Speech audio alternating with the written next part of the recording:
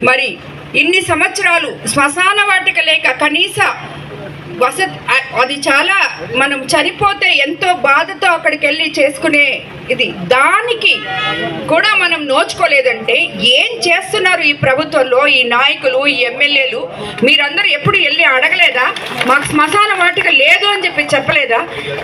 అది అంతా చేస్తే ఎందుకు నేను చెప్తున్నానంటే, నాకు శ్మశాన వాటికలు అని ఎందుకు చెప్తున్నానంటే, ప్రభాకర్ రెడ్డి గారు 20 సంవత్సరాల క్రితం నెల్లూరు పట్టణంలో శ్మశాన వాటిక ఏర్పాటు చేశారు.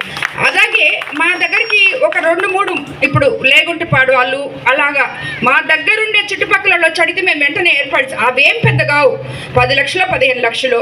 వీళ్ళు దోచుకున్న దాంట్లో ఆ శ్మశాన వాటికలు కట్టున్న దోచుకున్న దానికి పాపాలు పోయి శ్మశాన వాటికలు కట్టించిన దానికి పుణ్యమనే వచ్చిండేది.